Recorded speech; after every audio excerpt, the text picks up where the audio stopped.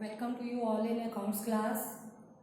So we were doing chapter accounting equations. In accounting equations, till now we have done about how the transactions affect the equations. यानी कि जो भी transaction business में होती हैं वो ट्रांजेक्शन इक्वेशन को कैसे अफेक्ट करती है, हमारी एसेट्स लायबिलिटीज को कैसे अफेक्ट करती है, हमारी बैलेंस शीट को कैसे अफेक्ट करती है. So today I will be telling you about the rules of debit and credit. Today's topic is rules of debit and credit. So first of all, you must know about what do you mean by account. Account क्या होता है? तो account में कोई भी transaction होती है वो डबल एंट्री सिस्टम के बेसिस पे रखी जाती है, बनाई जाती है, लिखी जाती है, रिकॉर्ड की जाती है. As I told you in your previous chapter in basic accounting terms that what is account. Account में basically two sides होती हैं. See, this is account. Suppose I am taking the example of cash account. Suppose this is a cash account. Two sides of this account are there. So this is called debit side and this one is called credit side. Every account, each and every account have two sides, debit side and credit side. So which transaction or which entry should be recorded on the debit side and which should be recorded on credit side? These are based on some rules which are known as rules of debit and credit. So first of all you have to understand this thing कि account में हमें कोई भी transaction होती है तो उसको कैसे रिकॉर्ड किया जाता है, उसके रूल्स क्या हैं. जब तक आपको रूल्स नहीं पता चलेंगे तब तक आप उस एंट्री को कहीं रिकॉर्ड नहीं कर पाएंगे. कोई क्लैरिटी नहीं होगी कि उसको डेबिट में लिखा जाए या क्रेडिट में लिखा जाए. तो मैंने आपको ये पहले भी बताया है कि अकाउंट्स की शेप टी शेप होती है. इसको हम टी शेप अकाउंट भी कहते हैं क्योंकि it is similar to the English alphabet T. T की तरह होता है. See this one and this, क्योंकि ये दो पार्ट्स में डिवाइड कर देता है अकाउंट. तो this is similar to the English alphabet T. So it is called T shape account. So today we are going to start rules of debit and credit. So rules of debit and credit के लिए हमें दो approaches पढ़नी है. According to first approach, the first approach is American approach और you can say modern approach. Second approach is English approach और traditional approach. According to modern approach और American approach, जो the rules of debit and credit depends on the nature of account. यानी कि हमारा account कौन see nature का है. क्या ये एसेट अकाउंट है, क्या ये लायबिलिटी अकाउंट है, या एक्सपेंस है, या इनकम है, या लॉस है, या कैपिटल है. तो हमारा अकाउंट कौन से नेचर का है. It all depends on the nature of account. So first of all we will divide the different accounts in 5 categories. According to American approach the accounts are categorised as 5 types. First is assets account, second is liabilities account, third is capital account, fourth is revenue or income account, fifth is losses or expenses account. So first of all we will start with the assets account. We all know that different type of assets are there like cash, bank, furniture or debtors, building. So many assets are there. So according to the American approach, assets के balance positive होते हैं और अगर उसमें कोई भी increase होता है तो उसको डेबिट साइड पे लिखा जाता है और कोई भी डिक्रीज होता है तो उसको क्रेडिट साइड पे लिखा जाता है. This is the first rule. According to American approach, if there is any increase in the asset that will be recorded on the debit side of that particular account and if there is any decrease in the asset that will be recorded in the credit side of that particular account. So we will write here increase in assets debit side, decrease in assets credit side. This one is the first rule. So increase in asset will be recorded on the debit side and decrease in asset will be recorded in credit side of that particular account. So after this I will give you one example. The furniture account. Furniture account is an asset account. Suppose we have purchased furniture for cash और on credit. कैसे भी खरीदा लेकिन furniture तो बढ़ गया.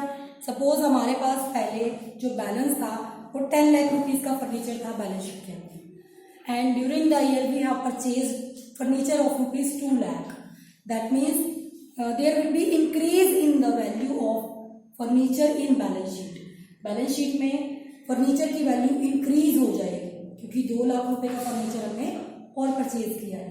सो increase in the value of asset will be recorded on the debit side of account. So here we will write furniture purchased. It will be recorded in debit side. ये आप proper method से जो accounts बनाए जाते हैं वो आपको आगे आने वाले चैप्टर्स में समझ में आ जाएंगे. अभी सिर्फ यही लिखा जाए, अभी सिर्फ समझाने के लिए मैंने ये लिखा है डेबिट साइड पे कि फर्नीचर हमने परचेज कर लिया.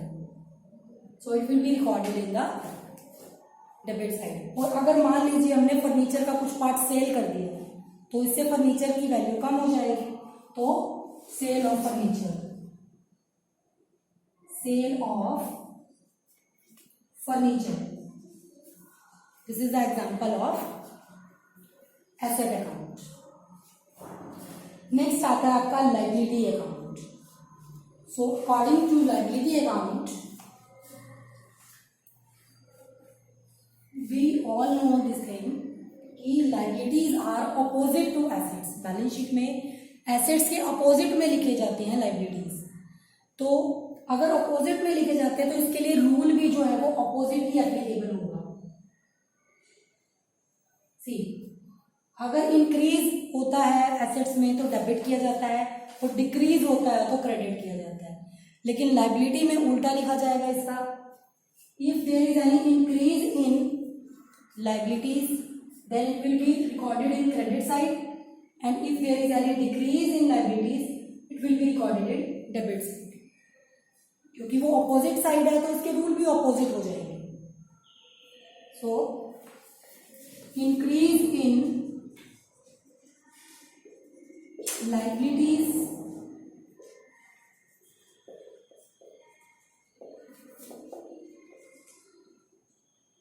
increase in liabilities will be written in credit side.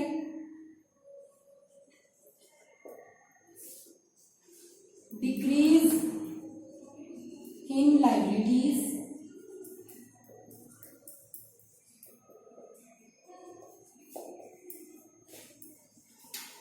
Debit side.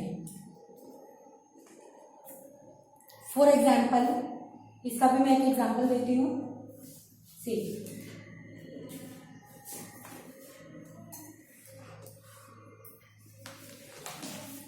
creditor account is an liability account is an creditor account is a liability account. So in creditor account, suppose in creditor account, suppose we have purchased goods on credit. हमने credit पर goods purchase की तो हमारे creditor बढ़ जाएंगे क्योंकि हमने purchase किया, हमने पे करना है तो पेमेंट हमारी ड्यू हो जाएगी, बढ़ जाएगी. जैसे ही हमारी पेमेंट बढ़ जाती है दैट मीन्स लाइबिलिटी इंक्रीज हो गई.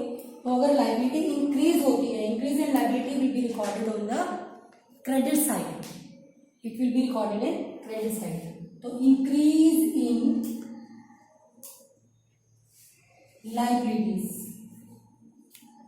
Increase in liability will be recorded in credit side and suppose हमारे पहले क्रेडिटर्स थे 10 लाख के, हमने 3 लाख उसमें से पे कर दिया तो उससे हमारे क्रेडिटर कम हो जाएंगे। तो जो भी कम होगा क्रेडिटर, दैट मीन्स लायबिलिटी जो कम होगी, that will be recorded on the debit side. तो decrease in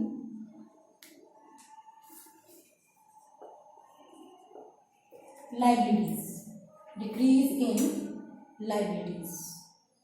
I hope this is clear to you all. Assets account के बैलेंस डायरेक्ट होते हैं, इसके अपोजिट होते हैं। डायरेक्ट मीन्स बड़ा है तो डेबिट, कम हुआ है तो क्रेडिट। इसमें बड़ा है तो क्रेडिट, कम हुआ है तो debit. It's opposite to asset, क्योंकि बैलेंस शीट में जो लायबिलिटीज होती हैं वो एसेट्स की अपोजिट साइड में लिखी जाती है। नेक्स्ट आता है, next is our capital account. Capital account is also liability account because it is internal liability. External के साथ साथ इंटरनल लायबिलिटी को भी हम कंसिडर करते हैं, तो ये भी लायबिलिटी की तरह ट्रीट किया जाएगा। इसका भी रूल सेम रहेगा एज लायबिलिटीज, जैसे लायबिलिटी का होता है। सो जैसे कि मान लीजिए ऑनर ने कैपिटल लगाई और ड्यूरिंग द ईयर उसने और कैपिटल लगाई, इंट्रोड्यूस की additional capital. So additional capital मतलब कैपिटल में इंक्रीज। जितना कैपिटल में इंक्रीज होगा, increase in capital will be recorded on the credit side and decrease in capital will be record in the debit side. Increase credit side, decrease debit side, same as liability accounts, same as liability accounts. So इसका भी example वैसे ही आएगा capital account का। यहाँ पे capital account बनेगा। First of all I be writing here rule, increase in capital, increase in capital, it will be recorded on the credit side and decrease in capital debit side. Now the example of capital account, वैसे इसको बताने की जरूरत नहीं है क्योंकि उसमें creditors liabilities बहुत सारी होती है, इसलिए मैंने एक एग्जांपल दिया था। तो इसमें कैपिटल में भी लायबिलिटी अकाउंट की तरह ही है। तो कैपिटल अकाउंट में अगर कैपिटल एडिशनल लगाते हैं तो it will be recorded on the credit side, and if capital is withdrawn or it is decreased, कम होती है या फिर withdraw की जाती है, that will be recorded on debit side. Okay. Next is fourth point, revenue or income account.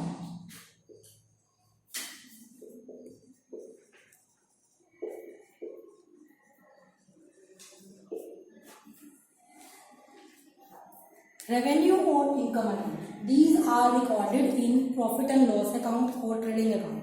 Trading and profit and loss account में इसको लिखा जाता है। रेवेन्यू होता है जैसे कि हमने गुड सेल की, जब हम गुड सेल करते हैं तो हमारे पास कैश आती है। हमारे पास जब कैश आती है तो हमारा रेवेन्यू इंक्रीज हो जाता है। रेवेन्यू इंक्रीज होगा, first of all we must know कि हम जब प्रॉफिट एंड लॉस अकाउंट बनाते हैं तो हम प्रॉफिट एंड लॉस अकाउंट के कौन सी साइड क्या लिखते हैं। जब हम ट्रेडिंग और प्रॉफिट एंड लॉस अकाउंट बनाते हैं तो इसमें हम डेबिट साइड पे एक्सपेंसेस और लॉसेस लिखते हैं और क्रेडिट साइड पे इनकम और गेन्स लिखते हैं, जो कि मैं पहले बता चुकी हूँ, इनकम और गेन। तो डेबिट साइड पे अगर एक्सपेंसेस और लॉसेस लिखते हैं, क्रेडिट साइड पे इनकम और गेन्स लिखते हैं, तो जितनी इनकम बढ़ती जाएगी वो क्रेडिट साइड में बढ़ेगी। So according to this rule, if revenue is increased, increase in revenue will be written in credit side and decrease in the revenue will be written in debit side. जितनी income बढ़ेगी वो credit side लिखी जाएगी, जितनी income कम होगी वो debit side लिखी जाएगी। Increase in revenue, credit side, decrease in income or revenue will be recorded on debit side. इसको हम डेबिट साइड रिकॉर्ड करेंगे. I hope this is also clear to you all. Next, इसका भी आप example record कर सकते हैं. Revenue, suppose आप इसका अकाउंट बना लीजिए. कमीशन रिसीव हुआ, रिसीव्ड कमीशन अकाउंट. अगर कमीशन अकाउंट आप बनाते हैं तो अगर कमीशन रिसीव हुआ that will be recorded on the credit side, and if commission is paid that will be recorded on the debit side. Commission account का आप एग्जांपल इसमें कोट कीजिए. इसमें आप कमीशन अकाउंट बना सकते हैं, रेंट अकाउंट बना सकते हैं. अगर हमें रेंट मिला है तो that will be recorded on credit side, and if rent is paid that will be recorded on debit side. Next, losses और expenses, these are opposite to income and gains. Income और gains के opposite है. अगर income और gains credit side लिखे जाते हैं तो एक्सपेंसेस और लॉसेस डेबिट साइड लिखे जाते हैं. इसका अपोजिट है. जैसे प्रॉफिट एंड लॉस में एक्सपेंसेस और लॉसेस को डेबिट में लिखते हैं, तो जितने भी एक्सपेंसेस इंक्रीज होते जाएंगे, लिखते जाएंगे इसमें, तो वो डेबिट में लिखे जाएंगे. That means increase in expenses debit side, increase in expenses debit side and decrease in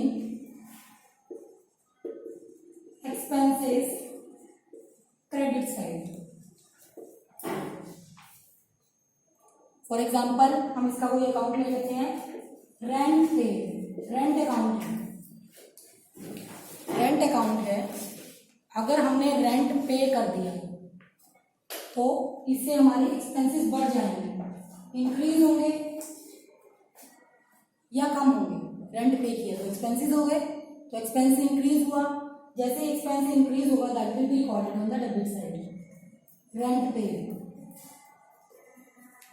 rent पे पेमेंट हुई तो हमारा रेंट एक्सपेंस है, इसलिए वो डेबिट साइड नोट किया जाएगा. अगर रेंट रिसीव होता तो हमारी इनकम होती, तो इनकम जो है वो क्रेडिट साइड पे नोट की जाती. I hope these rules are very clear to you all. तो इसमें हम नेचर ऑफ अकाउंट के अकॉर्डिंग इसका डेबिट और क्रेडिट किया जाता है ट्रांजेक्शन को. तो हम इसको एक शॉर्ट में, नर्चल में एक बार मैं फिर से बताती हूँ. एसेट्स की डेबिट बैलेंसेस जो होते हैं वो डायरेक्ट होते हैं. दैट मीन्स एसेट अगर इंक्रीज होती है तो डेबिट, डिक्रीज होती है तो क्रेडिट.